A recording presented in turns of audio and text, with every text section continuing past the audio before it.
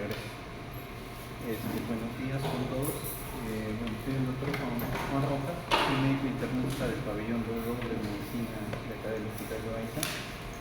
El día de hoy vamos a hacer una clase que, en realidad es muy sustancial en la práctica diaria, porque casi a diario vamos a ver algún paciente que ingresa con este síndrome a emergencia, muchas veces por diversos motivos, ¿no? Creo que ya han visto algunas generalidades en cuanto a las funciones, ¿no?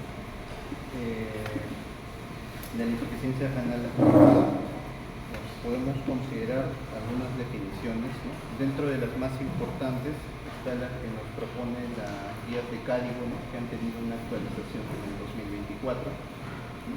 Y que lo define como un trastorno que tiene repercusión tanto sobre la función como sobre la estructura renal, ¿no? Ahora, la insuficiencia renal aguda en sí tiene que ver más que todo con la alteración de la función. Ya cuando pasemos una etapa en la cual hay un daño estructural, ¿no? Con un tiempo definido que por lo general es menor de 3 meses, ¿no? Vamos a considerar una enfermedad renal, ¿no? Y ese término, las guías lo proponen como una enfermedad renal aguda, ¿no? Y cuando sobrepasa este tiempo en el cual ya hay una alteración tanto de la función como estructural pasado los 3 meses, se considera como una enfermedad renal crónica. Ahora, ¿en qué está basado? No está basado más que todo en alteraciones tanto del flujo urinario como también de lo que es la elevación de los azoados, que vienen a ser los valores de creatinina sérica, ¿no? Sin embargo, estas pruebas son, digamos, tardías, no son tempranas ni precoces, ¿no? Es decir, que existe una etapa preclínica antes de que haya las alteraciones expresadas en los cambios de laboratorio, ¿no? Como la creatinina en elevación o la disminución del flujo, ¿no? Es por eso de que lamentablemente las definiciones actuales no siempre consideran el uso de marcadores más precoces, ¿no? Como se está proponiendo en algunas últimas revisiones, ¿no? En los últimos años, ¿no? Que son los biomarcadores de daño, los biomarcadores de estrés y los biomarcadores de función, ¿no? Que estos sí pueden anteceder a la etapa clínica, es decir, cuando ya se define, como clásicamente se propone, la insuficiencia renal aguda por grados, ¿no? Del 1 al 3. Entonces, existe una etapa preclínica, eso hay que tomarlo en cuenta, que solo a la fecha lo podemos valorar a través de algunos biomarcadores, pero que lamentablemente no están todavía validados para toda patología. Se ha visto alguna evidencia más sustancial en el contexto de los pacientes con causa de sepsis o cirugías mayores, ¿no? Como las cirugías cardiovasculares. Incluso en pacientes pediátricos también se ha valorado estos cambios y el uso de estos biomarcadores, como lo vamos a ver más adelante. Ahora, hay algunas definiciones que he considerado para la definición de lo que es poliuria y anuria, ¿no? En cuanto a los volúmenes y el flujo urinario que hay que considerar. Y sí es verdad que los cambios en la función se van a valorar dentro de la primera semana, ¿no? Por eso es que dentro de esa primera semana se va a hacer un monitoreo de las pruebas de creatinina principalmente para ver si es que hay cambios, ¿no? A partir del daño que se instaura, ¿no? De la noche que se instaura. De igual manera, el flujo urinario que hay que medirlo por horas, en el contexto de un paciente crítico. Ustedes van a ver que en las áreas de UCI, por ejemplo, ellos evalúan las diuresis por hora, ¿no? Pero en un contexto de hospitalización, ¿no? Donde tal vez no es el monitoreo tan estricto, ¿no? Tampoco no es que todo paciente esté con un catéter urinario para hacer la medición horaria. Podría hacerse la medición en el transcurso de las 12 horas, en el transcurso de las 8 horas, ¿no? Y se puede valorar también a partir de ahí algún cambio en el flujo urinario, ¿no? Y por supuesto en todo el día, ¿no? Que es donde normalmente se hacen los conteos de balance hídrico, ¿no? La siguiente. Entonces, perdón, quizás es configurado parte de la diapositiva, ¿no? Pero he tratado de poner de referencia a cada una de las gráficas para que también puedan ustedes mismos revisar o ampliar parte de la información en las guías de la referencia que se considera abajo, ¿no? Pero esta es la clasificación que nos propone también actual, ¿no? Donde de Cádigo, donde podemos ver ¿Tienes por si acaso puntero? No, creo que no hay. Entonces, igual, tenemos los tres grandes grupos, ¿no? AKI, que es injuria renal aguda, AKD, que es enfermedad renal aguda, CKD, que es enfermedad renal crónica, y NKD es cuando no hay enfermedad renal, ¿no? Entonces, los tiempos de duración, los que mencionábamos, las variaciones en cuanto a criterio funcional, que es más que todo la elevación de creatinina, la alteración de la diuresis por horas, ¿no? En el caso de AKI, podemos considerar una elevación de más del 50% del basal de creatinina, lo cual es a veces difícil conseguir tener un basal de creatinina del paciente, porque muchos pacientes nos van a llegar al hospital sin tener una creatinina previa, o sea, van a venir con su primera creatinina al momento que pisan la emergencia. Es decir, no tenemos un basal del cual comparar, lo único que podemos hacer es usar esa creatinina con la que llega y tomar controles posteriores, ¿no? Lo cual ya de por sí puede estar marcándonos o nos puede sesgar, ¿no? Realmente si este paciente ya tenía un daño renal previo y sobre esto se ha instaurado un AKI, o si realmente es un AKI por primera vez diagnosticado, ¿no? Entonces pueden darse las dos cosas. Por eso es que también hay que considerar la movilidad renal que tenga el paciente de antemano, ¿no? Si es que se puede. Si no se puede, compararemos en el tiempo, ¿no? Igual la medición de la diuresis, que se puede valorar dentro de las primeras 6 horas incluso, ¿no? Para diagnosticar oliguria en ese periodo de tiempo inicial, para poder considerar como criterio pues, de AKI, ¿no? Y en el contexto de criterios estructurales, como pueden ver en la parte inferior, ¿no? En el contexto de AKI no consideran, ¿no? En el código, por ejemplo, el uso de biomarcador, ¿no? Cosa que sí podemos usar en el contexto de la enfermedad renal aguda o la enfermedad renal crónica. Por eso es que a todo paciente que tenga una injuria renal aguda, sí sería bueno en el tiempo hacerle un monitoreo de albuminuria, ¿no? Para poder ver si este paciente ya tiene un daño estructural que en el camino seguramente va a terminarse en una enfermedad renal crónica. Entonces, ¿qué quiere decir? Que no, en la etapa de cambios funcionales, en AKI, probablemente no haya pues una expresión clínica de esta, pero en el futuro sí, y si hay albuminuria, probablemente, como en el caso, por ejemplo, de la nefropatía diabética, que sí está bien descrito, va a ser probablemente este paciente enfermedad renal crónica, ¿no? Recordar que el riñón no se regenera, el riñón solo va a compensar ante la noxa que se produce, ¿no? De tal manera que la tasa de filtrado se va a mantener en valores normales, ¿no? Tras esa noxa, pero por compensación de los, digamos, de las células epiteliales tubulares que se conservan en ese riñón, ¿no? ¿Y por qué menciono las células epiteliales tubulares? Porque son las que principalmente más se van a perjudicar cuando hay un daño parenquimal en el riñón, no así el filtrado. El filtrado es más tardío el compromiso. Inicialmente, el daño tubular epitelial es el más evidenciable y más precoz para poder diagnosticar. Entonces, ¿por qué? Porque hay pruebas que podemos utilizar para esos casos, ¿no? Como por ejemplo el seguimiento urinario, hay pruebas que podemos hacer, estamos mencionando el tema de la albuminuria también. Hay pruebas desde el punto de vista, digamos, de algunas enfermedades que también podrían ocasionar noxas o depósitos a nivel de túbulos y ocasionar obstrucciones, también pues podemos valorarlos a través de este examen completo de orina. Entonces, en ese sentido, tenemos una ayuda para poder guiarnos. Probablemente mi paciente ya tenga un daño tubular producto de alguna isquemia, producto de algún daño inicial prerrenal, como lo vamos a ver, caso de shock, ¿no? Que es muy frecuente, en caso de sepsis, caso de pacientes con deshidratación, que al menos en los pacientes adultos no siempre es lo más frecuente, ¿no? A diferencia de los niños, ¿no? Pero tomar en cuenta eso, ¿no? El siguiente. Este es un resumen donde se transponen pues, los términos. Por eso que existe CKD más AKI, ¿no? Enfermedad renal crónica más AKI, o también acá en el hospital lo llamamos enfermedad renal crónica radiolizada. Enfermedad renal aguda con AKI, ¿no? Pues pueden compartir la alteración funcional, ¿no? Estas otras definiciones donde ya hay un daño estructural, ¿no? Es decir, hay cambios pues en cuanto a lo que se elimina a través de la orina, hay cambios en cuanto a la tasa de filtrado que ya se establece, hay cambios en los parénquimas renales que más adelante se pueden valorar con la ayuda de exámenes de imágenes, ¿no? Como ecografías, ¿no? Renales, y poder pues diagnosticar que hay un daño estructural, ¿no? Eso es lo que normalmente utilizamos a la hora de valorar el diagnóstico también de enfermedad renal crónica, ¿no? vemos que hay un daño estructural, ¿no? Ya sea porque el paciente tiene riñones más pequeños, parénquimas renales adelgazados, ¿no? Digamos asimetría de riñones, podríamos tener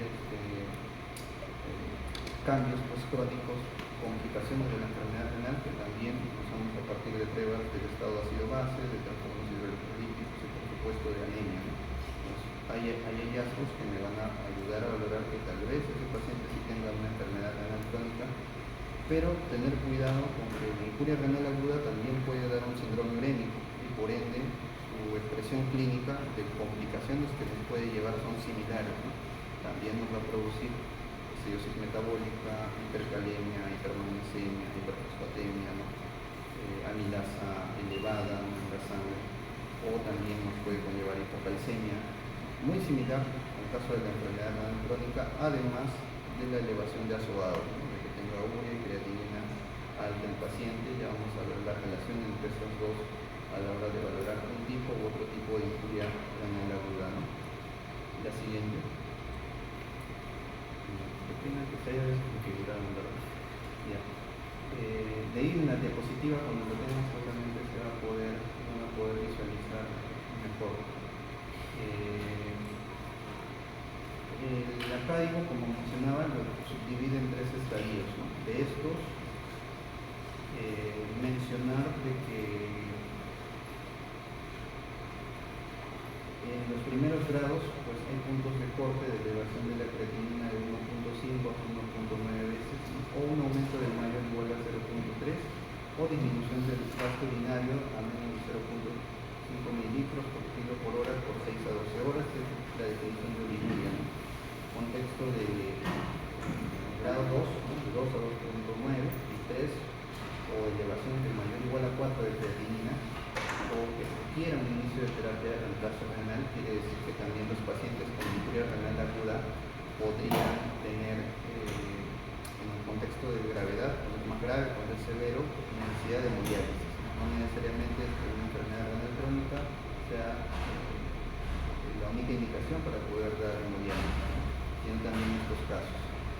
Y hay casos específicos como por ejemplo la injuria renal aguda hipercatabólica, ¿no? La injuria renal aguda hipercatabólica, en la cual tenemos una elevación, por ejemplo, de la creatinina de más de 2 por día, y tenemos una elevación de la urea de más de 100 por día. Entonces, esa situación no ocurre con cualquier injuria renal aguda, sino con casos de mayor gravedad, como por ejemplo los pacientes que tienen shock, ¿no?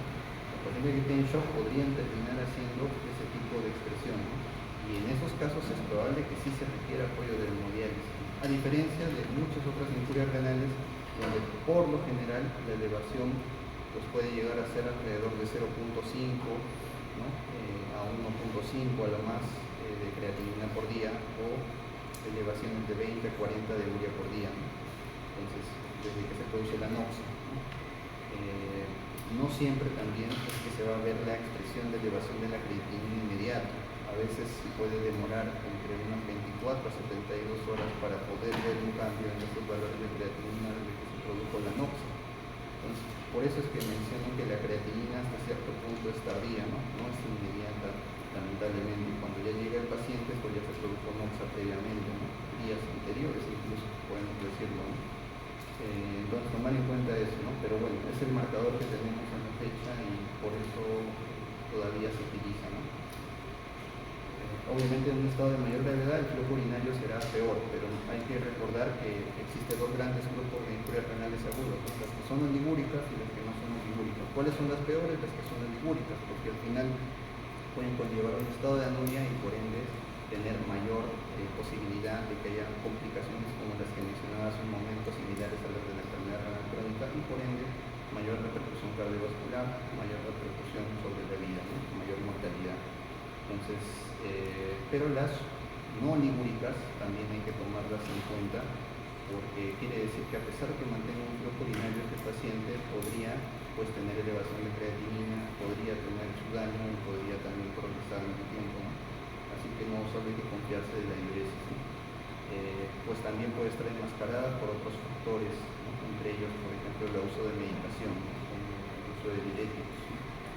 Y por otra parte, el tema de la creatinina también hay que valorarlo, no solo de acuerdo a la clasificación que pongo, sino también de acuerdo a cada paciente, porque hay pacientes que son más adelgazados, que tienen atrofia muscular, pacientes que pues, pueden consumir más proteínas, ¿no? Pacientes que pueden tener suplementos de creatina, ¿no? Entonces va a haber mayor influencia o modificación de acuerdo al aporte dietético y sobre todo al estado muscular que pueda tener la persona para valorar pues, el valor de creatina que tenga. Y si tenemos un basal, por supuesto hay que tomar en cuenta ese basal, ¿no? Para hacer la aplicación de estas definiciones. La siguiente. Ya, esta diapositiva sí me parece bastante importante y nueva, creo del 2024 me parece, y esta es un resumen de un estudio que se planteó sobre todo en pacientes críticos, donde se hizo uso de estos biomarcadores, que son más precoces, por antes obviamente de la creatinina, marcadores de tres tipos, ¿no? Los que son de estrés, marcadores de daño y marcadores sobre todo funcionales. Como pueden ver, hay biomarcadores principalmente abocan al daño a nivel de los túbulos, que es el daño inicial, no es el daño tardío, que es el glomerular, ¿no? Por eso es que marcadores como la creatinina son tardíos, marcadores como la citatinas también son tardíos, marcadores como la trencefalina son tardíos, pues involucran principalmente el daño glomerular y pues son de dosaje sérico, a diferencia de los biomarcadores urinarios que sí son más precoces, ¿no? Que pueden tener alguna expresión también de daño, ¿no? En el contexto sobre todo de pacientes sépticos o cirugías mayores como las cardiovasculares. Incluso se habla de un término de angina renal, que es muy similar al de la angina conocida coronaria, ¿no? Clásicamente conocida, donde tiene biomarcadores como las troponinas, ¿no? Se ha tratado de analogar a este biomarcador de troponinas en el corazón, en el contexto de una isquemia renal, ¿no? Al marcador que es la lipocalina asociada a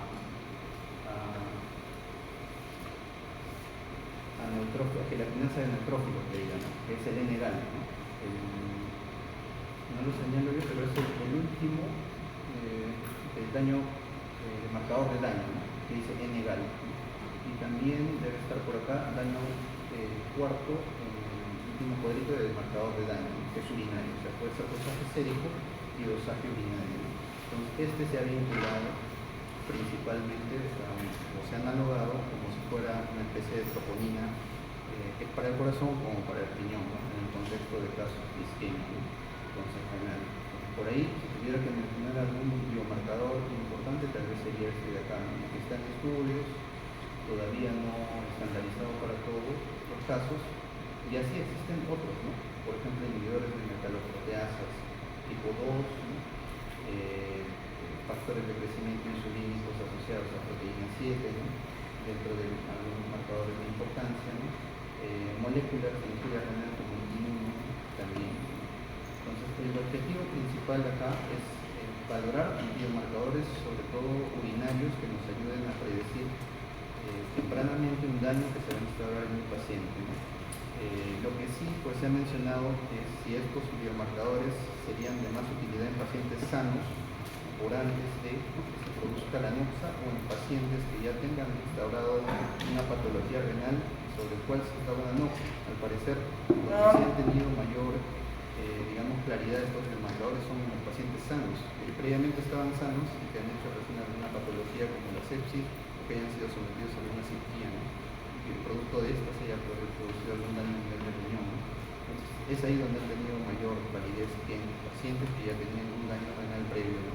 Eso sí hay que tomarlo en cuenta, ¿no? Y pues la mayoría de los pacientes que tenemos muchas veces vienen con comorbilidades, ¿no? Como por ejemplo la diabetes, la hipertensión arterial, y en cierto grado ya deberían tener alguna noxa sobre el riñón previa, ¿no? A pesar que la creatinina esté normal, ¿no? Entonces, quiere decir que probablemente ahí no nos ayuden mucho los biomarcadores que se proponen, ¿no? Así. Y pues a partir de eso se creó también unas nuevas definiciones de ACI, que son las mismas que hemos hablado hace un momento, pero se suma la etapa subclínica, ¿no? Que es el estadio 1S, ¿no? Que es subclínico, que también, si se dan cuenta, no hay cambios en cuanto a la creatinina y tampoco cambios en cuanto a los urinarios, pero sí hay un criterio de daño que es biomarcador positivo, ¿no? Eso es lo que le suman Y los otros tres estadios son los mismos que hemos visto, subdividiéndolos en grupo A y grupo B, de acuerdo a si sea negativo o positivo para biomarcador, además de la definición. Lo único que han hecho es combinar, esto es lo que pusieron en el 2020. Así es, ¿no? Y acá hay un resumen de más o menos lo que ocurre en cuanto a esta evolución de la injuria renal. Pues inicialmente está normal tener biomarcadores funcionales, biomarcadores de daño también crónico o irreversible, ¿no?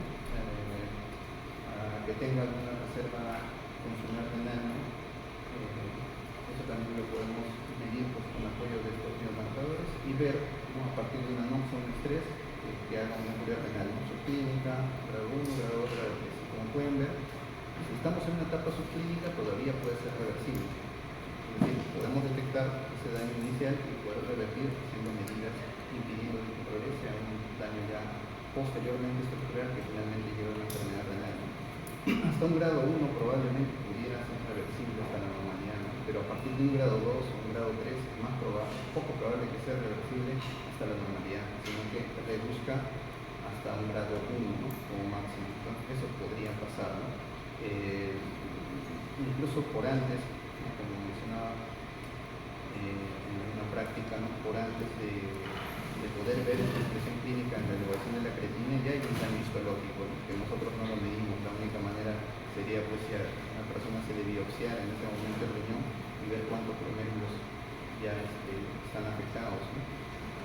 Y también pues existe por eso biomarcadores que también se pueden usar en cada etapa, en la subclínica, como lo que es daño o estrés, o biomarcadores de daño funcionales, o pruebas de imagen que ya lo podemos ver o visualizar esos cambios en etapas posteriores, como en un AQI2 o en un AQI3 principalmente, ¿no? Que justamente son los que van a terminar viendo una enfermedad renal aguda o una enfermedad renal crónica futuro, ¿no? Donde sí o sí se va a ver daño estructural, que lo vamos a evidenciar al final por apoyo de alguna imagen, ¿no? Y obviamente van a persistir con valores de creatinina altos, ¿no? La siguiente. Entonces, eso era un preámbulo para hablar en general de los estadios de AQI, ¿no? De las definiciones de AQI, pero también hay que hablar que hay subtipos de AQI, ¿no? Y que clásicamente se saben para saber las etiologías. Tenemos la injuria renal aguda de tipo prerrenal, ¿no? La parenquimal, ¿no? Y la posrenal, ¿no? De todas estas, la principal definitivamente es la parenquimal. ¿Por qué la parenquimal? Porque la parenquimal de una u otra manera se va a asociar a las otras dos, a la prerrenal y a la posrenal. Si es que la noxa de la posrenal y de la prerrenal perdura, finalmente van a terminar conllevando una ira de tipo parenquimal. Y dentro de las formas prerrenales, pues como mencionaba, tiene que ver con que el aporte del flujo sanguíneo renal disminuye, ¿no? Cualquier causa que induzca esto va a condicionar a que haya una disminución del filtrado, por ende el paciente pueda terminar haciendo oliguria y al final anuria, ¿no? Sea el caso de que fuera una ira de tipo oligúrica, ¿no? Y obviamente podría revertirse mientras el flujo sanguíneo renal también tenga un límite, ¿no? En el cual no sea, digamos, menor del 20%, ¿no? Si es así, sí va a haber más posibilidad de que haya irreversibilidad y la noxa vaya progresando, el daño vaya progresando hasta mayores etapas, ¿no? Porque en estos estados va a haber hipoxia también sobre el riñón, ¿no? Finalmente se va a generar isquemia, ¿no? Que se puede ir instaurando en el transcurso de horas, ¿no? Como ya lo hemos mencionado, ¿no? Y dar pues, finalmente una injuria renal aguda de tipo intrarrenal o parenquimal, ¿no? Dentro de las causas, mencionar principalmente los estados de shock, ¿no? Que ahí sí, todo tipo de shock, ¿no? Pacientes con shock séptico, pacientes que tengan shock hipovolémico, pacientes que tengan hemorragia, ¿no?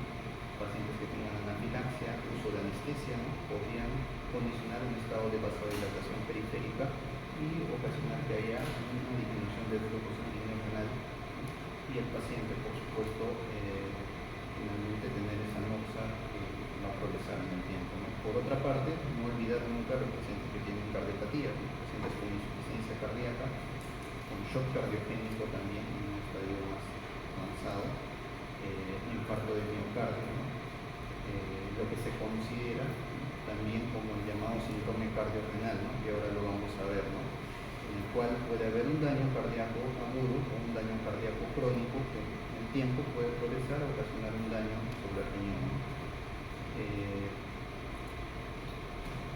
Y pues definitivamente los estados de deshidratación, como el caso de las diarreas, grandes quemaduras, ¿no? Donde hay pérdidas sensibles de la piel, ¿no? Vómitos, podrían condicionar también que haya una disminución del volumen intravascular y finalmente tengan repercusión sobre el flujo sanguíneo renal.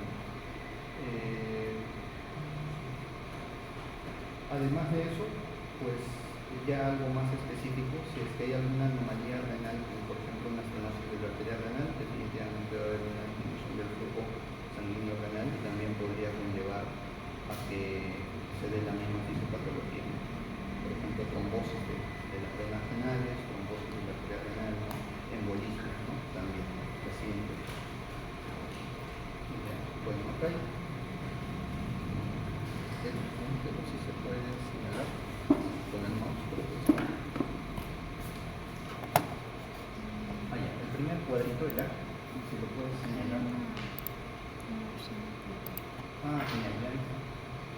El de la izquierda, no, ese es el primero, ¿no? Cuando un glomérulo está normal, ¿qué es lo que va a pasar? ¿No? El flujo sanguíneo pues, va a llegar a través de la arteriola aferente y posteriormente va a ser por la eferente, ¿no?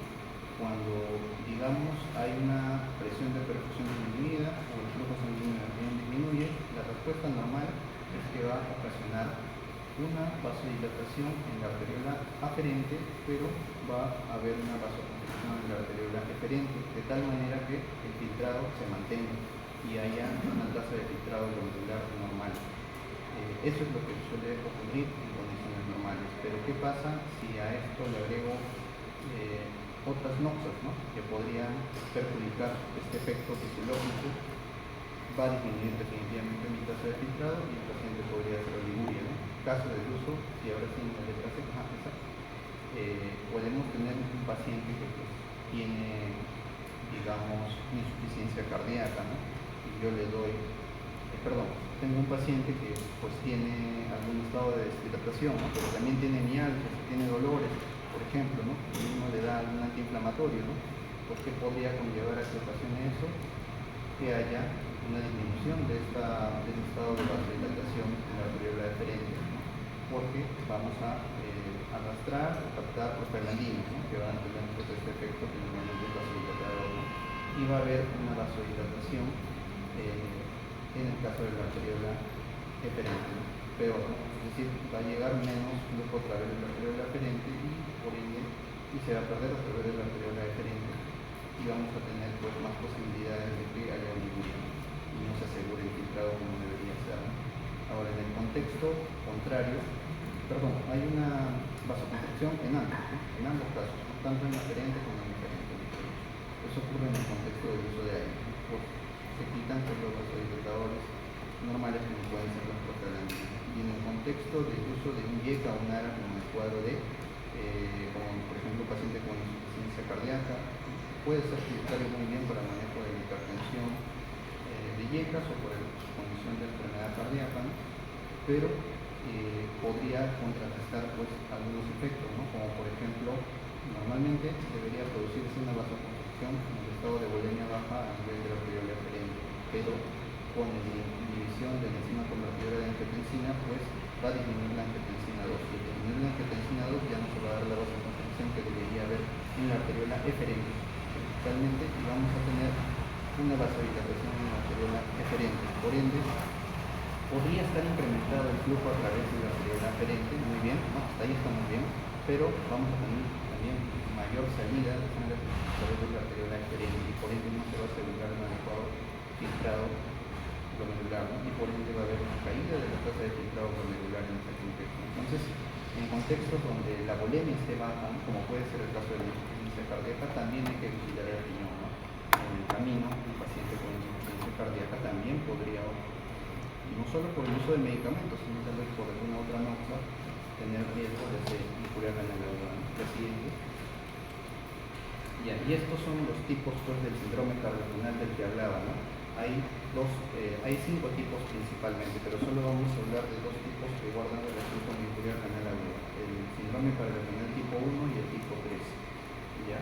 El tipo 1 viene a ser paciente que tiene alguna enfermedad cardíaca aguda, como por ejemplo que tenga alguna cirugía cardíaca, algún paciente que tenga una cardiopatía isquémica, un síndrome coronario agudo, ¿no? O que tenga una insuficiencia cardíaca descompensada, ¿no? Agudamente. Entonces podemos tener una falla cardíaca aguda.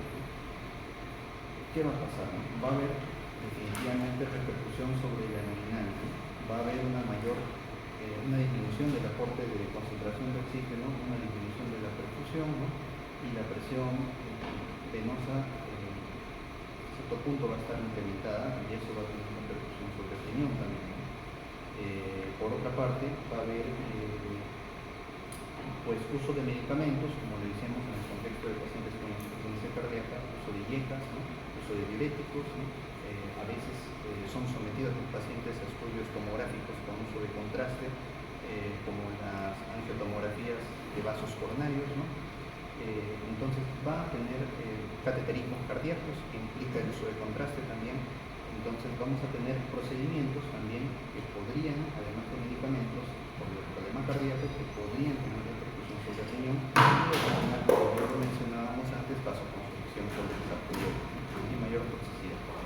Por otra parte, en todo contexto de descompensación cardíaca, pues el sistema reina-angiotensina-aldosterona también va a tener una activación, ¿no? Y el sistema simpático reactivado pues también va de alguna manera a ocasionar también un daño en el riñón, ¿no?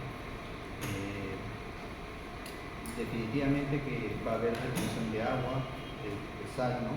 Va a haber mayor propensión a hipertensión, ¿no? A sobrecarga hídrica, a congestión venosa renal y por ende también mayor daño, ¿no? Péptidos natriuréticos, ¿no? Que también se van a empezar a liberar, ¿no? Van a tener una mayor natriuresis sobre el riñón y también es parte del daño que va a ocasionar, ¿no? Y también pues, cambios humorales, donde va a haber alteraciones en cuanto al sistema inmune. A nivel endotelial va a haber alguna repercusión, ¿no? A secreción de algunas citoquinas y activaciones de complementos que también podrían conllevar en esta cascada inflamatoria a un daño a nivel del riñón. Entonces, finalmente generar apoptosis, ¿no?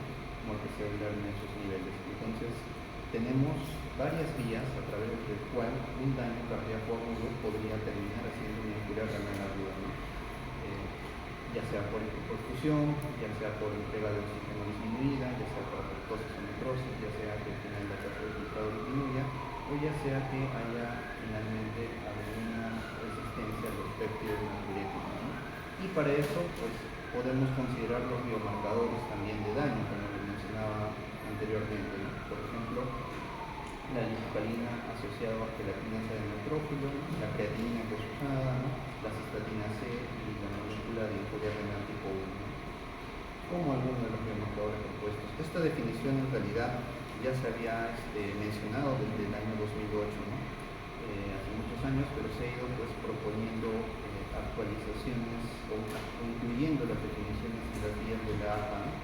Como creo en 2020 o 2019 ha habido otra más reciente, ¿no? Pero esta es la original, ¿no? La que propusieron en el 2008. La siguiente. El tipo 3, ¿no? Que es lo inverso, que también por la injuria renal aguda podría conllevar a un daño cardíaco. Es decir, ambos se relacionan bastante, ¿no? Si tenemos alguna causa pues, glomerular, intersticial, afectación tubular, pielonefritis o obstrucciones del tracto urinario, también podrían conllevar que haya una disminución por ende de la tasa de filtrado, ¿no? Haya mayor retención de agua y sal, haya mayor volumen plasmático, incremento por ende de la recarga y más daño sobre el corazón, ¿no? Por otra parte, mayor riesgo de hipertensión, más daño sobre el corazón.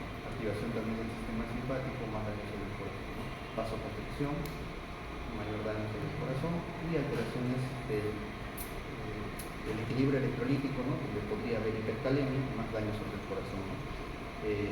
O acidosis metabólica también. Por cierto, también el riñón podría tener alguna repercusión sobre los estados de trombosis. También podría haber alteraciones de la coagulación que finalmente afecten al corazón, ¿no? Y definitivamente lo que sí comparten ambos de forma similar es que puede haber una cascada inflamatoria que se puede activar y que podría tener daño a nivel endotelial, ¿no?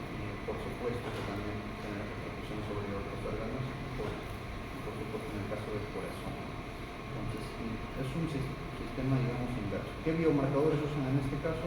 Troponinas, mioglobinas, péptidos diuréticos, ¿no? Como los que se usan para un daño cardíaco, como conocido. La siguiente. Y pues todos estos, digamos, todas estas causas, ¿no?, de injuria renal de tipo prerrenal pueden conllevar a un daño parenquimal, ¿no?, que se establece en el tiempo, ¿no?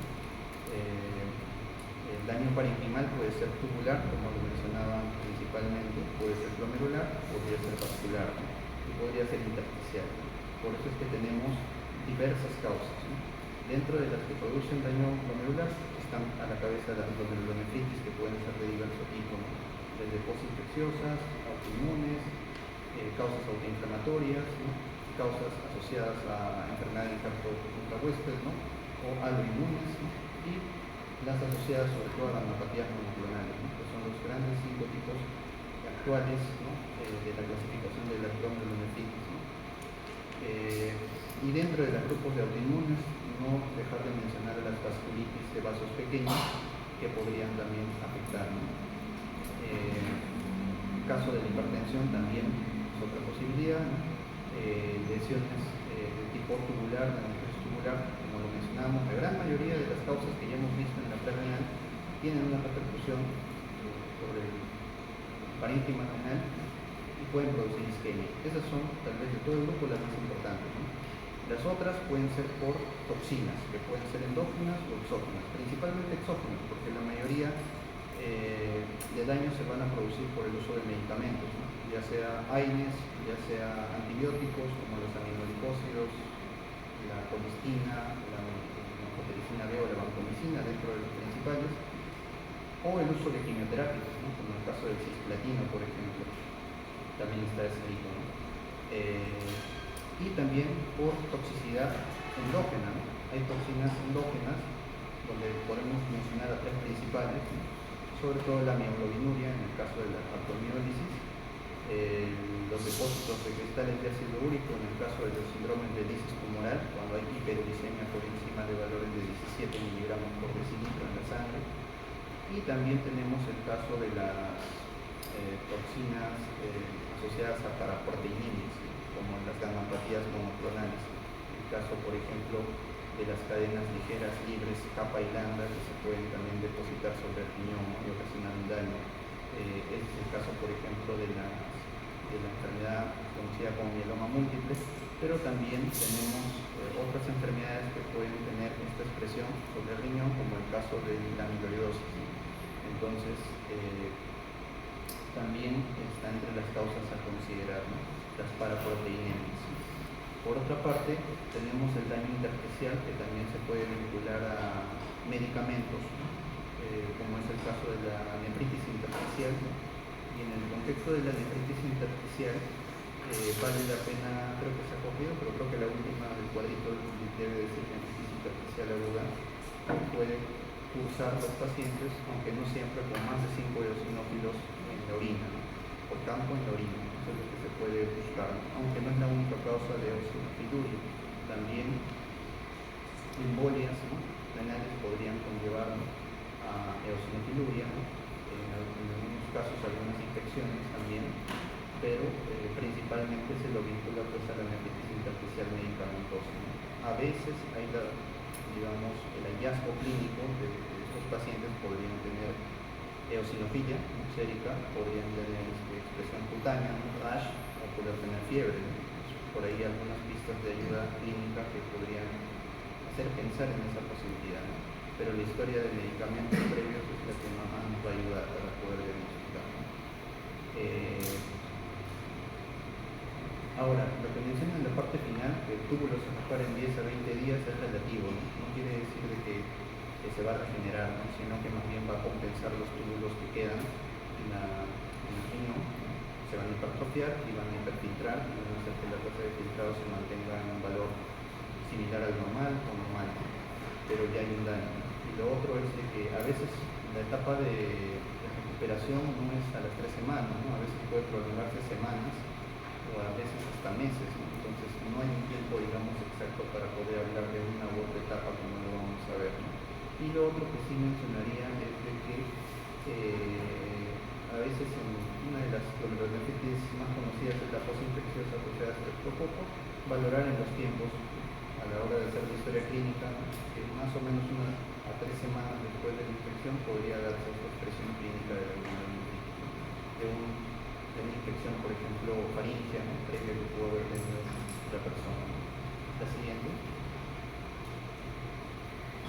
Ya, también lo puedo señalar. Sí, esta es una gráfica que me parece importante para entender los cuadros de glomerulonefritis en el contexto de las injurias renales. ¿No? Solo recordar que la barrera de filtrado glomerular se compone de varias capas, ¿no? Las células endoteliales, como pueden ver, la membrana basal glomerular, que es esta línea celeste, que recorre también las células parietales, digamos, epiteliales parietales, ¿no? Por debajo, ¿no? Entonces tenemos una membrana basal para esta zona y una membrana basal glomerular para esta zona de acá, ¿no? Y después están los pedícelos, los pedículos de los podocitos, ¿no?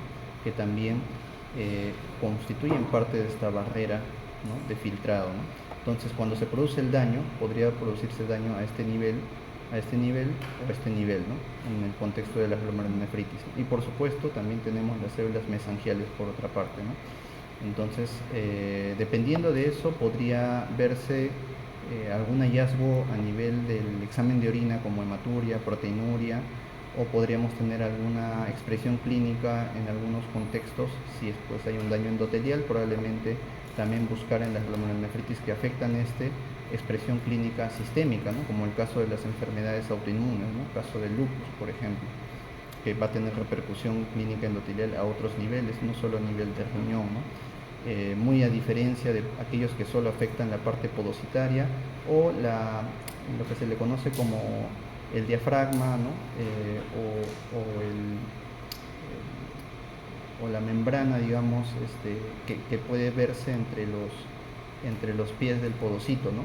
Ahí también podría haber una anoxa a ese nivel y específicamente también permitir que se afecte esta barrera de filtrado. No solo es en sí todo el podocito, ¿no?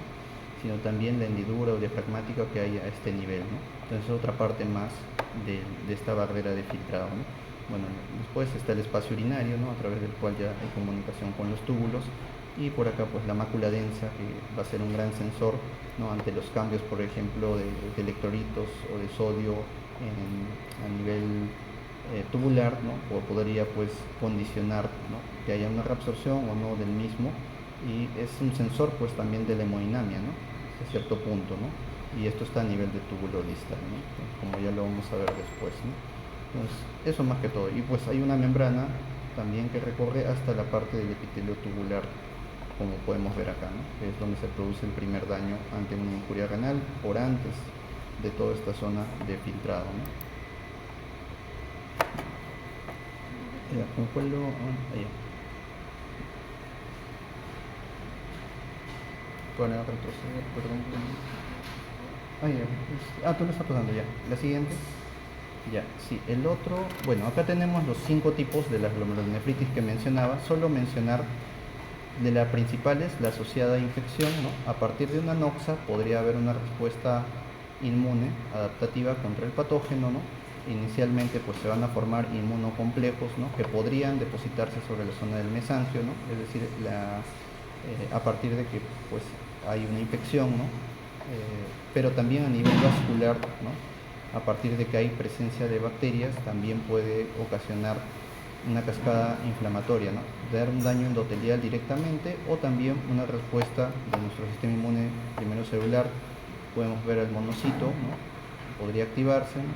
Constituir macrófagos que podrían atacar estructuras normales como el mesangio, por ejemplo, o producir citoquinas, ¿no? Y activar una cascada de inflamación que también va a tener repercusión sobre el endotelio, ¿no?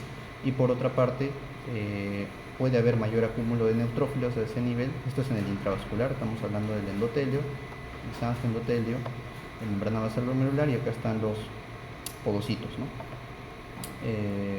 Se va pues constituir, ¿no? Dentro del intravascular también inmunocomplejos, ¿no? Y se va a activar la cascada del complemento, ¿no? Puede haber migración de los hematíes a través de las estructuras ya dañadas del endotelio, permitiendo que atraviesen la membrana basal glomerular y finalmente incluso hay ruptura de acá de las hendiduras, ¿no? Y poder salir a través del espacio urinario, ¿no? Entonces tener posibilidad de aislar en el examen de orina hematuria o proteinuria, ¿no? Dependiendo del daño que se instaure, ¿no? Puede directamente alguna que otra agente infeccioso dañar directamente el podocito, también se puede ver eso, ¿no? Puede afectar a todo nivel, ¿no? O dañar directamente el mesangio, o dañar directamente el podocito, o a nivel intravascular producir una respuesta que también ocasione el daño, ¿no? Por otra parte, en caso de las glomerulonefritis autoinmunes, también se pueden constituir depósitos de inmunocomplejos, pero en este caso pues va a haber una presentación o digamos la unión, ¿no? del linfocito T, por ejemplo, con el antígeno que se va a presentar, ¿no? Y esto constituir una cascada inflamatoria nuevamente, ocasionando al final algún daño sobre el endotelio, ¿no? Ocasionando también que se formen anticuerpos que atacan algunas estructuras, como el caso, por ejemplo, del citoplasma neutrofílico, el caso de las ANCA, como la vasculitis, y estos producir también los llamados NET, ¿no? Que son las trampas, digamos, epiteliales del neutrófilo, ¿no? Es decir, acá tratan de producir, digamos, material fragmentado de ADN o algunas proteínas, ¿no? Que pueden captar a los patógenos, ¿no? Eso es lo que puede generarse como respuesta también, ¿no? Y esto lo podemos ver en estas enfermedades también autoinmunes, ¿no? Y por supuesto podemos tener también la migración de los hematíes, ¿no? Hacia el espacio urinario nuevamente, que haya hematuria, que haya proteinuria, ¿no? Que haya daño podocitario, y en algunos casos donde hay progresión muy rápida también de la injuria renal, ¿no? Caso por ejemplo de las vasculitis, se puede dar una hiperplasia de las células parietales, lo que se conoce histológicamente o en patología como las semilunas, ¿no? Puede haber semilunas, ¿no? A la hora de ver en el microscopio en ese glomérulo, ¿no? Y podría también pues dar formación de anticuerpos que ataquen otras estructuras de la barrera de filtrado, como por ejemplo la membrana basal glomerular o el podocito, ¿no? Por eso es que todo este interín de patologías también está anticuerpos antimembrana basal glomerular, antipodocitarias, antineutrófilos, ¿no? Contra el mesangio, ¿no? Entonces tenemos diferentes estructuras de esta barrera que finalmente se van a atacar por anticuerpos, pero por digamos una reacción o mimetismo molecular, ¿no? Confundiendo pues la producción de anticuerpos sobre algo que normalmente sería externo, pero a nivel interno, ¿no? Sobre nuestras propias estructuras normales, ¿no? Entonces en ese sentido, lo siguiente, en ese sentido es algo muy similar al primer caso, pero pues acá no hay una bacteria de por medio, ¿no? Sino es el mismo sistema inmune que no tiene una tolerancia controlada, digamos, a esta respuesta, y pues se empiezan a dar los daños, ¿no? Y en el caso de la autoinmune autoinflamatoria es algo muy semejante, solo que en el contexto de la autoinmune tiene que ver bastante con los trasplantes renales, ¿no? Hay anticuerpos que se van a generar contra el antígeno leucocitario de histocompatibilidad, ¿no? En un injerto que se coloca, ¿no? Pacientes que son trasplantados de riñón podrían tener esta situación y generarse pues anticuerpos que finalmente dañan estructuras normales, ¿no? Finalmente dañan el endotelio, dañan también la barrera de filtrado, se genera proteinuria, ¿no? Daño a nivel del podocito mismo, ¿no? Y también son propensos a formar trombos, ¿no? Esa es otra de las características que tiene este tipo de glomerulonefritis. Las autoinflamatorias, que tienen que ver más que todo con errores innatos o congénitos, ¿no? También tienen una semejanza, ¿no? Errores congénitos de la inmunidad, ¿no? Alteraciones del sistema inmune, ¿no? Que podrían generar pues secreción mayor, ¿no? De ciertas citoquinas, ¿no? Activación del complemento, y dar también respuestas también inflamatorias que sobre todo de tipo interferón 1, ¿no? Que afecten a los podocitos y generen pues la producción de proteinuria, hematuria, ¿no? También se pueden generar en estos casos de glomerulonefritis autoinflamatorias depósitos de algunas proteínas normales como la proteína amiloide en condiciones como la amiloidosis, ¿no? y otros síndromes de fiebre periódica, ¿no? Que se les conoce estos grandes síndromes, donde entra también la amiloidosis en el diferencial, ¿no? La fiebre mediterránea es otra de ellas, ¿no? Y puede finalmente ocasionar estos depósitos daños, ¿no? A nivel endotelial, daño a nivel de membrana basal glomerular, ¿no? Y la asociada a gammapatías monoclonales, que tiene que ver más que todo, como mencionaba antes, con depósitos de cadenas ligeras, ¿no? O cadenas livianas, ¿no? Capa o landa sobre algunas estructuras, ¿no? Podría ser en las zonas endoteliales, en membrana basal glomerular, ¿no? También esto lo vemos en el mieloma múltiple, ¿no? O en el riñón de mieloma, también conocido, y podría haber daño también a nivel podocitario, ¿no? Generando lo mismo, ¿no? Si ustedes se dan cuenta, en los 5 tipos prácticamente tenemos cambios, ¿no? Como proteinuria, hematuria, tal vez en donde es predominantemente más proteinuria es en esta del trasplante renal, ¿no? Pero en el resto sí podemos tener hematuria y proteinuria. Es decir, al final el sedimento de orina, para poder diferenciar un tipo u otro de glomerulonefritis, no nos va a poder ayudar mucho, ¿no? Definitivamente ahí lo que nos va a comandar para poder decir uno u otro tipo es la biopsia renal, ¿no? La siguiente. Y pues cuando se produce el daño tubular, ¿sí?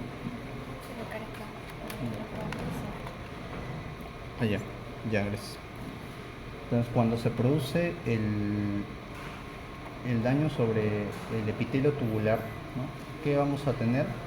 Vamos a tener sobre todo pérdidas de estas células tubulares que van a finalmente ocasionar al final cilindros que podrían al final obstruir los túbulos distales y ocasionar también pues una etapa de obstrucción, ¿no? Al inicio no, ¿no? Al inicio simplemente va a haber desprendimiento, va a haber pues activación de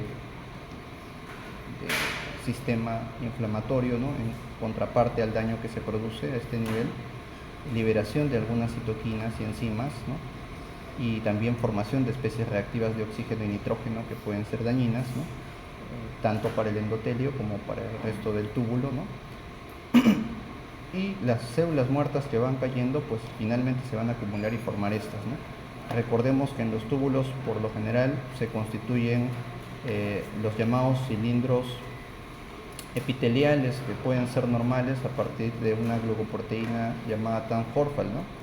Que esto puede ser una condición normal, ¿no? A veces, en el contexto de personas que hacen demasiado ejercicio, ¿no? O actividad física, podrían pues tener un incremento de los mismos y tener aisladamente en sus sedimentos de orina la presencia de este tipo de cilindros. Pero este grupo de células que se pueden sumar, ¿no? a estas glucoproteínas mencionadas, van a constituir los cilindros ya patológicos, ¿no? Entre estos, principalmente recordar que cuando hay una isquemia renal podrían formarse los cilindros, sobre todo granulosos, ¿no? Dado de que se forman en este tipo de cilindros, o se evidencian células con gránulos, ¿no? En incremento, ¿no? Gránulos gruesos, ¿no? Más oscuros por lo general a la hora de verlos en el microscopio, y tienen la característica también de que podrían desprenderse, ¿no? Estos gránulos y formar otro tipo de cilindros que se le conoce como serios, ¿no? Entonces, pero que tienen la característica de ser birrefringentes, ¿no?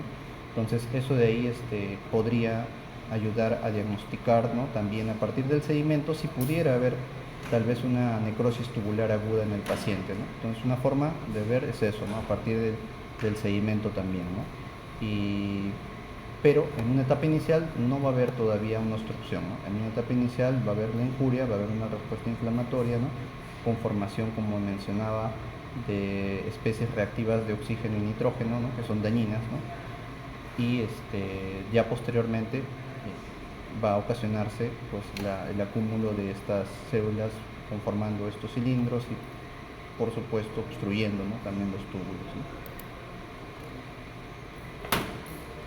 Más o menos lo que se mencionaba acá es muy parecido, ¿no? a lo anterior. Hay alteraciones también, mencionar a nivel de las bombas de sodio-potasio ATPasa, ¿no? Además del daño descrito, ¿no? En el caso de la nefritis intersticial es algo muy parecido, ¿no? Hay una respuesta también celular mediada y respuesta de anticuerpos, pero al final, ¿qué va a ocasionar? Pues que haya un sistema una respuesta inmune, ¿no? Que va a condicionar un daño también a partir de las citoquinas que se van a ir liberando, ¿no? Pero algo a mencionar en este tipo de nefritis intersticial, además de la cascada inflamatoria que se conforma a partir de la activación tanto de células como también de anticuerpos, es de que podría haber el hallazgo en la orina de eosinófilos, ¿no? Que es lo que a través de los túbulos se va a poder evidenciar en el sedimento urinario, ¿no? También pues hay activación del complemento en estos casos, ¿no? Muy semejante a otras patologías, ¿no? Inmunes, ¿no? Hasta cierto punto, solo que en este caso está asociada a una noxa medicamentosa, ¿no? Entonces, el daño final es, al igual que en las anteriores, es tubular, ¿no? Principalmente, ¿no? Y en el contexto de la lesión renal aguda postrenal, pues recordar nada más de que si vemos que hay una obstrucción, ya sea por litiasis, considerar que sean ambos riñones principalmente, y si es que hay una obstrucción, digamos, uretral, si puede ser por hiperplasia prostática o un cáncer de próstata o también algún cáncer ginecológico, ¿no? De cuello de cervix, ¿no? Que pueda condicionar obstrucciones vesicales también, ¿no? No solo uretrales, y esto condicionar pues la aparición de hidronefrosis en el tiempo, y en la ecografía también se puede ver eso, ¿no? Si es que hay una obstrucción de ese tipo, ¿no? Por lo general un bloqueo total va a conllevar a que haya anuria, ¿no? Entonces una pista sintomática que hay que buscar en estos pacientes es que tengan una anuria de reciente inicio, ¿no? Que no lo tenían anteriormente, para poder pensar en esa causa, ¿no? Si no se resuelve rápidamente la obstrucción, hay más probabilidad de que haya una lesión irreversible sobre el riñón, ¿no? Es decir, también se dañe el parénquima, ¿no? Entonces lo ideal es de que se pueda corregir en horas. Es por eso, ante el diagnóstico de una obstrucción, hay que tratar de corregir la obstrucción lo más pronto, ¿no? Y fisiopatológicamente esto es lo que se puede ver en la obstrucción, por ejemplo, del tracto urinario alto, ¿no? Puede haber que haya efectos mecánicos, ¿no? Que van a ocasionar que incrementen los valores de angiotensina 2, ¿no? Estos van a condicionar que se incrementen las especies reactivas de oxígeno, ¿no? Que también el flujo sanguíneo renal sea menor, haya más isquemia, como le habíamos hablado, y se puede haber muerte en las células tubulares, ¿no? Puede haber apoptosis o necrosis, ¿no? En el contexto también de que haya una elevación de angiotensina 2, podría condicionar que haya también liberación de citoquinas, moléculas de adhesión, ¿no? Como las selectinas, ¿no? Infiltración también de macrófagos y liberación de citoquinas, ¿no? Todo esto va a tener una afectación, incrementando algún grado de fibrosis, ¿no?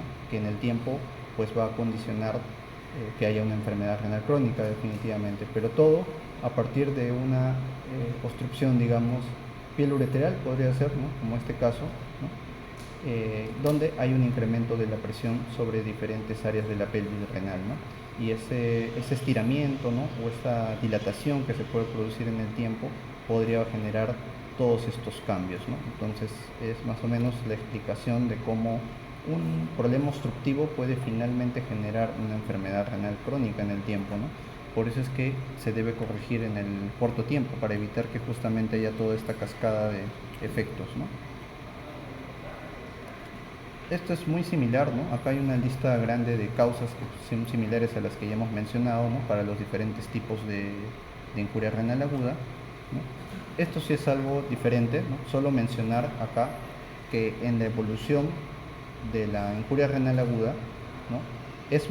Hay que considerar la edad, ¿no? Es bastante importante la edad, porque como pueden ver acá, que empiece en una etapa temprana es muy diferente a que empiece en un adulto mayor. Si empieza en un adulto mayor, hay más posibilidades de que digamos, la tasa de filtrado de la persona en el tiempo tienda a ser o decaiga más rápidamente, ¿no? Lo normal es esto, la línea roja, ¿no? La tasa de filtrado promedio a este nivel, y conforme pasa la edad va descendiendo, ¿no? Entonces la vida promedio, digamos, o el tiempo útil de vida de los riñones incluso sobrepasa el tiempo esperado de vida hasta cierto punto en general, ¿no? Entonces, de la persona. Entonces, eso es algo que también se ha investigado, pero ante la producción de un AKI, ¿no? De una incuria renal aguda en una etapa joven, probablemente aquella persona que tiene una tasa de filtrado por encima del promedio podría ser similar, ¿no? Y no tener mayor repercusión, pero aquel que tenga una tasa de filtrado igual que el promedio, digamos, definitivamente su tasa de filtrado va a caer más rápidamente que en una persona que no lo tiene, ¿no? Que no tiene esa anoxia, que no tiene ese daño, ¿no? Y aquel que tiene una tasa de filtrado de base más bajo que el promedio, definitivamente va a tener más riesgo de que tengas una caída de la tasa de filtrado y por ende una enfermedad renal, ¿no? Pero en el contexto de un adulto mayor esto es peor, ¿no? O sea, tenemos por más que tenga una tasa de filtrado, digamos, mayor que el promedio, podría también al final ser semejante al de uno normal, pero si es que está por debajo del promedio o a nivel del promedio, rápidamente cae, ¿no? Es en pendiente. Entonces, eso es básicamente como para mencionar de que un paciente adulto mayor tiene mucho más riesgo de tener irreversibilidad, ¿no? Ante una injuria renal aguda. Y en el caso de la necrosis tubular aguda, pues producto de la isquemia también, ¿no? Hay diferentes fases, ¿no? En el cual la tasa de filtrado cae, ¿no? Hay una fase inicial, ¿no? Donde empieza a caer la tasa de filtrado, posteriormente una fase de extensión donde empieza a verse hipoxia a nivel principalmente de las uniones corticomedulares, ¿no? Donde va a haber injuria microvascular, ¿no? Coagulopatías e inflamación, y posteriormente hay una fase de mantenimiento que puede demorar días, ¿no? Acá mencionan de 7 a 10 días aproximadamente, pero en realidad puede ser a veces un poco más, ¿no? Para que se pueda dar la recuperación, ¿no? Donde ya empieza a haber pues primero proliferación, ¿no? De las células, desdiferenciación, y posteriormente hay nuevamente repolarización, ¿no? Y se estabiliza, digamos, los epitelios, ¿no? Tubulares, ¿no? No se regeneran, pero al menos el resto se hipertrofia y compensan, ¿no? Como lo vamos a ver en la siguiente, ¿no?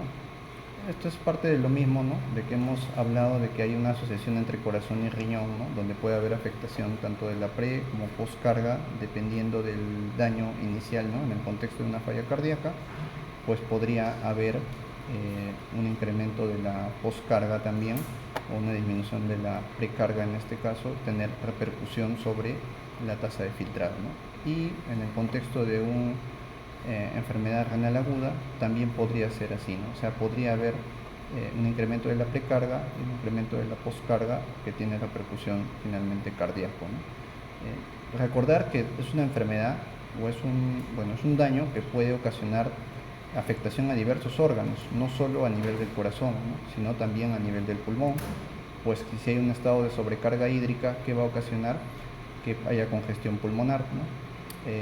Eso va a condicionar que haya insuficiencia respiratoria, ¿no? Por otra parte, al haber un daño microvascular, podría ocasionar que haya fragmentos digamos, afectación, digamos, endotelial, ¿no? Que pueda condicionar la aparición de microtrombos, ¿no? Y ser la persona más propensa a tener trombosis, ¿no? Microtrombosis pulmonares, y también conllevar a daño pulmonar, ¿no? En el contexto de que haya células epiteliales residuales ahí, ¿no? O restos de células renales que se puedan desprender producto de estas necrosis que se ven, ¿no? Y afectar la vasculatura a nivel distal y por ende también a nivel pulmonar, ¿no? Entonces podría haber también esa situación. Disfunción hepática también por sobrecarga hídrica o la activación del sistema inflamatorio que hemos visto. Afectación de la microbiota intestinal también, ¿no? Podría haber isquemia intestinal, ¿no? Cambios en cuanto a la microbiota también, y translocaciones bacterianas, ¿no? Por supuesto que puede haber afectación ósea, ¿no? Dado que va a haber repercusión sobre la activación de la vitamina D, ¿no? Y también podría haber efectos sistémicos que puedan generar pues repercusión también sobre el sistema retículo endotelial, ¿no? Como el vaso, ¿no? Y no olvidarme de las toxinas urémicas que podrían también acumularse y llevar a cuadros de encefalopatía, tal cual los pacientes con la enfermedad renal crónica, ¿no? Noxas son diversas, ¿no? Y efectos también son diversos. Cambios, ¿no? Por ahí, como mencionaba hace un momento, va a haber afectación. Este sistema de contracorriente, ¿no? Que puede haber a nivel del asa de Henle podría conllevar un mayor consumo de oxígeno, ¿no? Hay todo un sistema de arterias, de vasos rectos, ¿no? Que podrían en paralelo viajar con estos túbulos, ¿no? Y definitivamente acá hay un gran consumo de oxígeno a estos niveles, ¿no? Hay intercambios, ¿no? Arteriovenosos también que considerar para el paso de oxígeno, ¿no? Hacia una u otra estructura, y todo esto explicado por este sistema de contracorriente en paralelo que tiene esta circulación, ¿no? A nivel interlobular, ¿no? Que parte de las arterias y venas interlobulares, ¿no? Entonces, cuando se producen los daños, es parte de lo que hemos visto, ¿no? Hay esta barrera, por ejemplo, de filtración, tiene algunas mediciones en nanómetros que implican que solo algunas sustancias podrían atravesar, ¿no? Entre estos, principalmente electrolitos, ¿no? Pero no células, ¿no? No células como los neutrófilos, no células como los hematíes en cantidad, salvo que haya un daño, ¿no? Sustancias de cargas negativas como la albúmina tampoco, ¿no? Deberían repelerse, pero ante la noxa de la barrera de filtrado, pues podría ser más propenso a que puedan pasar y ver todos estos cambios en la orina, como lo mencionaba antes, ¿no? Y por supuesto la migración también de toxinas, ¿no? Que también podría ocurrir, ¿no? Desde la parte endotelial, que es la parte inferior, hacia la parte urinaria, que es el espacio de Bowman en la parte superior, ¿no? Entonces, todo a partir de las noxas que hemos estado comentando, ¿no? Bueno, acá es un resumen en general de todos los daños que podría ocasionar diversas noxas, como cirugía, sepsis o fármacos, sobre la cascada inflamatoria, disfunciones microcirculatorias, ¿no? Y, por ejemplo, ¿no? Acá tenemos los tres, ¿no? Uno es el tema de las cirugías, otro es el tema de la sepsis y otro es el tema de los fármacos. En el contexto, por ejemplo, de alguna cirugía, ¿no? Se menciona de que podría haber alguna repercusión hemolítica también. Hay depósitos de hemoglobina endógena que también podrían ocasionar daño tubular, ¿no? Endógeno, que eso también está descrito, además de la mioglobina, ¿no? Estados hemolíticos pueden dar hemoglobinuria y también generar daño tubular asociado, ¿no? Y esto condicionar a partir de los daños sobre el glomérulo, aparición de proteinuria, ¿no? Por otra parte, también podría verse situaciones donde hay lesiones por isquemia y reperfusión, que implica la aparición también de liberación de sustancias de nitrógeno y oxígeno reactivas que ocasionan también diversos daños, ¿no? Como afectación del borde en cepillo de los epitelios tubulares, ¿no? Afectación también de la barrera endotelial, ¿no? Y por ende pues puede haber mayor liberación o fuga capilar, ¿no? Edema, ¿no? Tisular, ¿no? Y adhesión también de algunos leucocitos, ¿no? Eso es lo que mencionan dentro de los efectos, ¿no? Por otra parte, podría haber también hipoxemia, ¿no? Hipoxia, ¿no? Finalmente tisular, ¿no? Menor entrega de nutrientes, disminución del ATP y mayor formación también de especies reactivas de oxígeno, que pueden conllevar a lo mismo, ¿no? Y más inflamación, por supuesto, ¿no? Y en el estado de sepsis, esto también de la cascada inflamatoria, como ya lo hemos mencionado, se va a presentar, ¿no? Pero algo más a mencionar es que podría haber una disminución, digamos, de la resistencia vascular, hay mayor vasodilatación, y como ya lo mencionábamos, en la arterial deferente va a permitir que el filtrado más bien disminuya, ¿no? Va a ocasionar que el filtrado disminuya y haya una mayor, pues, una tendencia mayor a lo que es la oliguria, ¿no? Incluso anuria si esto progresa, ¿no? Entonces la sepsis también es otro desencadenante importante. Y en el caso de los fármacos sí puede haber toxicidad directa, ¿no? Generar especies reactivas de oxígeno directamente, daño sobre la misma barrera, sobre el epitelio. Ya mencionábamos que a nivel vascular y a nivel glomerular pueden tener algunos fármacos repercusión, ¿no? Generar necrosis, apoptosis y también formación, por supuesto, de algunos cilindros, ¿no? Que en todo daño tubular podría generarse, y obviamente en los casos de glomerulonefritis también se va a formar cilindros, ¿no? Y nunca olvidar la predisposición que implica todas estas causas de injuria renal para la formación también en estas arteriolas, en estos vasos peritubulares de microtrombos, ¿no? Y poder haber trombosis o microtrombosis de esos niveles, ¿no? Parte, ya. Este de acá es básicamente las etapas del AQI, ¿no? En leve, moderado y severo. Como pueden ver, hay una fase de injuria en la cual se dañan pues parte de las células tubulares, pero como pueden ver en la siguiente fase de recuperación, en un AQI leve, en un grado 1, prácticamente vemos de que no hay mayor repercusión, hay una reversibilidad hasta ese punto, ¿no? Como lo mencionábamos antes, y acá las nefronas y los túbulos colectores que podemos ver están indemnes, ¿no? Pero ya el riesgo cardiovascular definitivamente aumenta a futuro en este grupo de pacientes, ¿no? Mientras que en las formas moderadas y severas, como pueden ver, hay incluso afectación completa de todo un túbulo, ¿no? De varios túbulos. Y al final, las que quedan, que son las de azules, son las células progenitoras. Si se dan cuenta, el número de células acá ha disminuido, de lo que hay 7 aproximadamente, acá hay 4, es decir, se hipertrofian, ¿no? Se hipertrofian para compensar, ¿no?, a nivel tubular y mantener una tasa de filtrado similar, ¿no? Ya en estos casos hay pues necrosis, ¿no?, de las células epiteliales tubulares, y si comparamos el inicial con el final, vamos a ver que la nefrona se ve de diferente manera, ¿no? Acá hay múltiples glomérulos, un túbulo colector. Por cierto, el túbulo colector va a reunir pues múltiples glomérulos, y vamos a ver que si es que hay una obstrucción, ¿no?, como lo mencionaba antes a nivel de túbulos distales y específicamente colector, vamos a ver que hay daño de múltiples glomérulos, ¿no? Entonces, eso también puede ocurrir en el transcurso de la necrosis tubular aguda, ¿no? Y en estos casos hay definitivamente irreversibilidad, ¿no? Y hay un daño que se instaura en el tiempo, que no va a poder volver a su basal, ¿no? La tasa de filtrado podría incrementar por esta hipertrofia que tienen estas células de acá, que han quedado, pero en lo cierto, en lo histológico, vamos a ver que ya hay una disminución, ¿no? Y hay más riesgo de enfermedad no solo renal crónica, sino cardiovascular, y a veces también cáncer renal.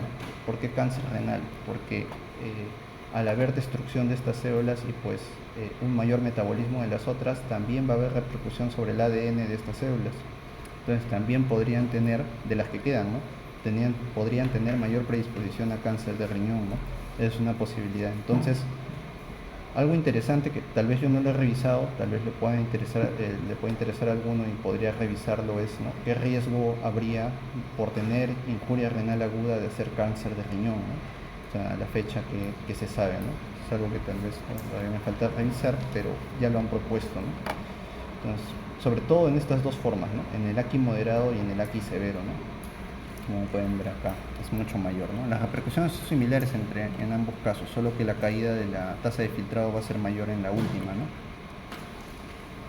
Y en el tiempo, igual manera, como mencionaba antes, hay biomarcadores que se pueden utilizar en un estado funcional basal, ¿no?, pero también ya cuando se instaura el AQI, cuando se da la enfermedad renal aguda y la enfermedad renal crónica, ¿no?, días después del inicio de la falla, ¿no? Acá mencionan de una semana hasta más de 90 días, ¿no? Como ya sabemos, en el caso de enfermedad renal crónica, pues vas a tener recién la creatinina sérica, el gasto urinario afectado, ¿no? Pero antes de, o sea, en la etapa preclínica, tenemos estos biomarcadores que todavía no están aprobados en consenso para todos los casos, pero se menciona, ¿no? Caso de las séricas como la cistatina C, y caso de las urinarias como algunas interleuquinas o moléculas de injuria renal, ¿no?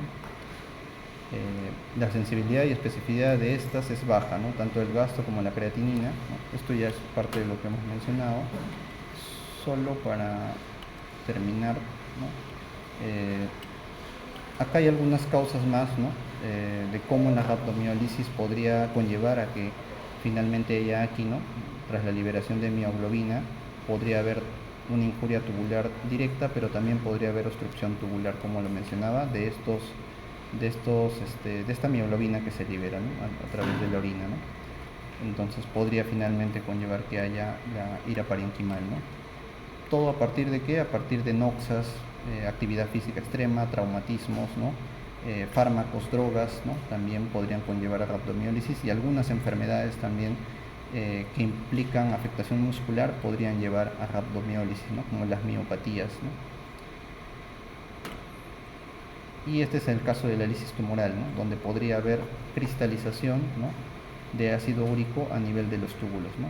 y poder también conllevar a una insuficiencia renal aguda, ¿no? En el contexto de hiperuricemia por diversas causas, pero principalmente en el contexto de cáncer oncohematológico, sobre todo como los linfomas, las leucemias, ¿no? Que podrían, tras el uso de la quimioterapia, tener destrucción celular y liberar mayor cantidad de ADN, ¿no? Tener mayor metabolismo de purinas y por ende hacer mayor hiperuricemia, ¿no? Ellos son los que tienen más riesgo. Además, pues definitivamente va a haber mayor hiperfosfatemia, ¿no? Que también puede ocasionar mayores daños, ¿no? E hipercalemia, por supuesto, que puede llevar a afectaciones en el electrocardiograma, como ya lo mencionarán seguro en otra clase, ¿no? QRS ancho, T picudas o ausencia de la onda P, ¿no? Entonces son cambios que se pueden ver en el contexto de una hipercalemia, que también se puede ver en este caso en injuria renal aguda, ¿no? Y esta es la que mencionaba de los depósitos de cadena ligera capa o lambda, ¿no? Donde de igual manera tenemos los túbulos proximales, el asa de Henle, ¿no? El asa ascendente de dureza de Henle, y se pueden formar también cilindros, ¿no? Donde se adhieren estas cadenas ligeras sobre las proteínas también de Transporfal y forman las llamadas proteínas de Benson-Jones, ¿no? Y las proteínas de Benson-Jones que se asocian a estas patologías pues podrían también condicionar esta obstrucción tubular y generar el mismo daño, ¿no? Es muy semejante a lo que pasa con los otros casos de toxinas, ¿no? Endógenas, ¿no? Nefropatía también por cilindros se le conoce a esta de acá, ¿no? Histológicamente también se puede evidenciar, ¿no? Y pues solo recordar que la creatinina de su depuración, ¿no? Tiene una depuración, digamos, a nivel renal, ¿no? Y parte de este filtrado es cerca de un 15 o un 20%, pero también vamos a tener parte de secreción y reabsorción en muy pequeñas cantidades en los túbulos proximales, ¿no? Y en prácticamente, digamos, áreas ya más distales, ¿no?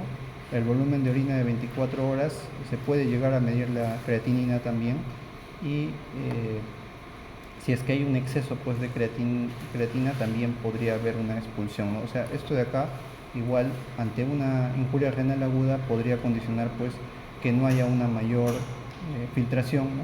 Por más pequeña que sea, y hay un mayor acúmulo plasmático, ¿no? Y tener también mayores elevaciones en esos contextos, ¿no? Entonces, también mencionar que creatinina que no llega a ser filtrada va a retornar por los vasos venosos, ¿no? Al plasma y por ende en la sangre venosa, que es la que normalmente tomamos como muestras de sangre, van a estar altas, ¿no? Y en el contexto de la urea, ¿no? Mencionar de que pues cerca del 50% se va a reabsorber a nivel de túbulos proximales, ¿no? Pero la filtración es casi de la totalidad, ¿no? Casi un 100% de filtrado, del cual se absorbe 50%, y posteriormente en el resto va a haber una gran secreción, ¿no? A nivel del asa de Henle, ¿no? Cerca de un 60%, y en los túbulos colectores al final se va a reabsorber cerca de un 70%, siendo solo del inicial filtrado 40% lo que queda pues a nivel urinario, ¿no? Entonces es algo que hay que también comentar, ¿no? Vale la pena comentar, pero va a tener pues modificaciones de acuerdo a la afectación que pueda haber, no solo a nivel del filtrado, ¿no? Sino a nivel tubular, ¿no? Desde la afectación primaria, ¿no? Ya después pues podemos ver ya tardíamente con la afectación del filtrado que va a elevarse a muchos niveles más la urea, ¿no? Y este es el caso de los hidrogeniones y el bicarbonato, ¿no? Este es el caso del potasio, ¿no? El caso del potasio también, ¿no? Podemos tener un filtrado cerca del 100%, casi un 70% a nivel de túbulos proximales. Vamos a ver que también va a haber una parte de una secreción, ¿no? A nivel del asa de Henle, y vamos a tener nuevamente reabsorción en el asa ascendente gruesa de Henle, ¿no? A nivel de los cotransportadores de sodio, potasio, 2-cloro, ¿no? Donde también tenemos pues esa absorción de todos estos cationes y aniones, ¿no? Y finalmente vamos a ver de que cerca de un 50% es lo que finalmente se va a llegar a filtrar, ¿no? Aproximadamente 1 a 2 mil equivalentes por kilo de potasio es lo que en condiciones basales se podría tener, ¿no? Si una persona pesa 50, más o menos 50 mil equivalentes, ¿no? En la sangre, y si a esto digamos, el 50% es lo que se elimina a través de la orina, aproximadamente 20 mil equivalentes a lo más de potasio a través de la orina se va a eliminar, ¿no? Si las pérdidas son mayores de estos valores, podrían llegar a pensarse en que hay pérdidas de potasio a través renal, ¿no? Por algún daño que se pueda instaurar a través de los túbulos donde se reabsorbe, pero a la larga, ¿no? Como vemos, puede haber una afectación en el filtrado, y si hay una afectación pues en el filtrado, se va a acumular y va a haber hipercalemia, que es lo que puede pasar como complicación en los pacientes con injuria renal, ¿no? Acá tenemos pues los diferentes niveles donde se puede observar, ¿no? La absorción, ¿no? Como decía, en el haz ascendente gruesa de Hendle, principalmente con el cotransportador de sodio-potasio 2-cloros, y por otra parte la secreción que se puede ver en el conducto colector, ¿no? Podemos ver a nivel del lumen, ¿no? Acá está la parte basal, ¿no? De la membrana basal, donde están los capilares, ¿no? Y podemos ver que hay secreción a través de canales de potasio y absorción también de canales de transportadores, perdón, canales epiteliales de sodio, ¿no? Que permiten la absorción de sodio a estos niveles, ¿no? Parte de efecto acá también tiene que ver con el uso de algunos antialdosterónicos, por ejemplo, ¿no? Como la espironolactona, ¿no? También el uso de fármacos diuréticos como la hidroclorotiazida, ¿no? Entonces tienen que ver bastante con la afectación sobre estos niveles, ¿no? Y por otra parte, la reabsorción de potasio a nivel también de conductos colectores se puede ver a nivel de células intercaladas, ¿no? Con un intercambiador de hidrogenión potasio, ¿no? Entonces tenemos diferentes niveles para poder explicar pues la reabsorción y secreción de potasio.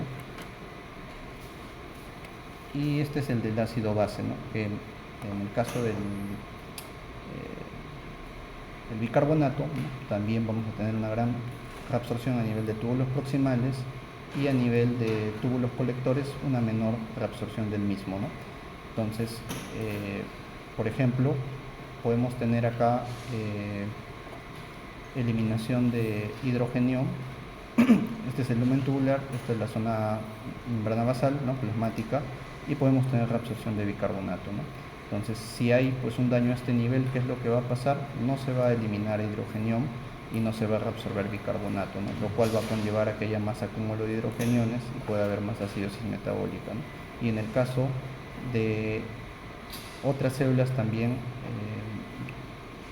a nivel de túbulos ya distales, ¿no? Podemos tener también eliminación de hidrogeniones, ¿no? A través de una bomba de ATP, ¿no?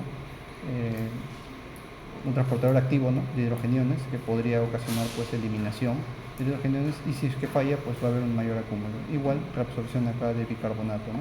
Entonces hay a dos niveles donde se podría dar algo similar, y poder explicar pues por qué en una falla renal aguda que daña túbulos, ¿no? Poder haber también acidosis metabólica, ¿no? Y a lo largo obviamente la falla de filtrado podría tener repercusión también sobre la eliminación principalmente de bicarbonato, sería, más no de hidrógeno, ¿no?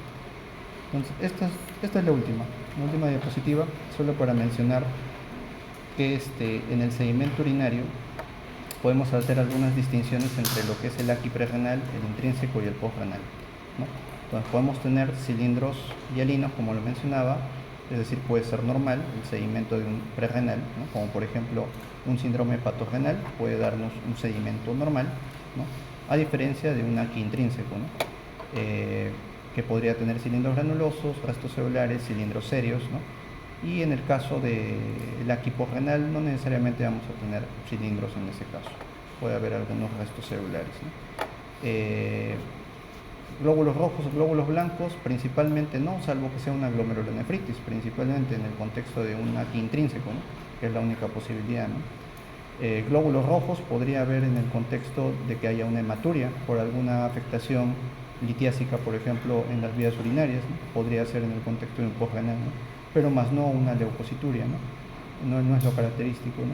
Y por otra parte, las pérdidas de sodio, ¿no? No he puesto la gráfica, ¿no? Me ha faltado poner eso de la reabsorción principalmente de sodio en túbulos proximales, pero si es que hay una necrosis tubular, podría haber pérdida de reabsorción de sodio y mayor eliminación a través de la orina de mayores niveles de sodio, ¿no? Por eso es que una aquí intrínseca que daña los túbulos ya, donde ya podría haber una necrosis tubular, hay mayor pérdida de sodio, ¿no? Mientras que en una prerrenal hay menor pérdida de sodio porque sí se reabsorbe acá todavía el sodio, no se ha dañado esas células epiteliales tubulares, ¿no? Y por ende la fracción excretada de sodio en porcentaje va a ser bajo en un aquí prerrenal y va a ser alto en un aquí intrínseco.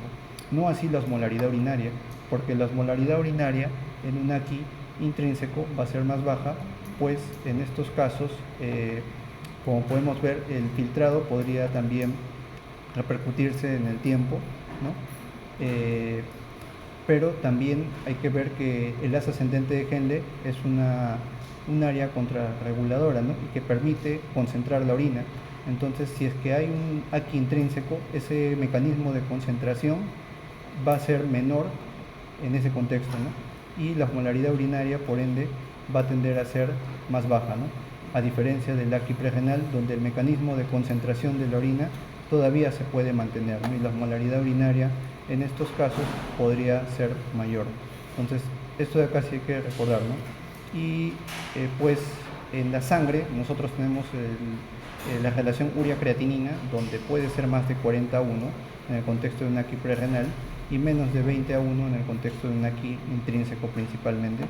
En el postrenal es variable, pero podría ser menos de 20 a 1.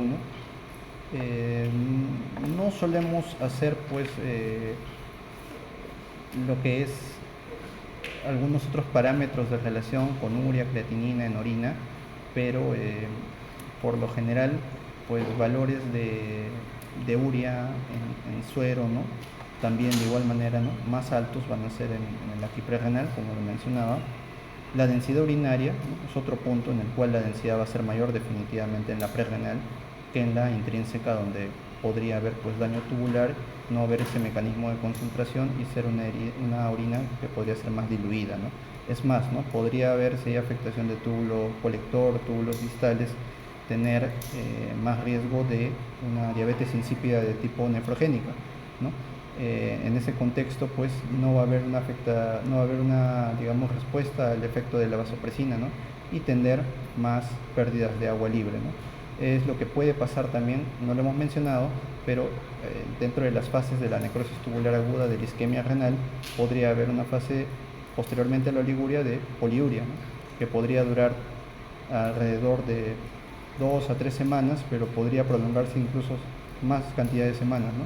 En algunos casos, y pues conllevar a que haya mayores volúmenes de poliuria, orinas más diluidas, y esto podría también representar trastornos hidroelectrolíticos de por medio.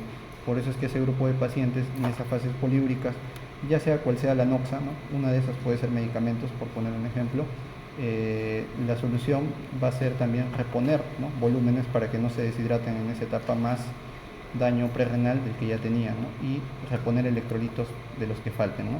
Y acá pues tenemos los sedimentos de orina, ¿no? Donde se puede contraponer pues qué hallazgos podemos tener de sedimento de orina con la causa sugestiva, ¿no? Ya sea ante proteinuria, ya sea ante el efecto de la presencia de nitritos, presencia de hemoglobina, mioglobina, urobilinógeno, ¿no? Y cilindros, ¿no? Leucocristales. Ya. Sí, eso sería todo. Nos quedamos ahí. Otra de las causas que tal vez yo agregaría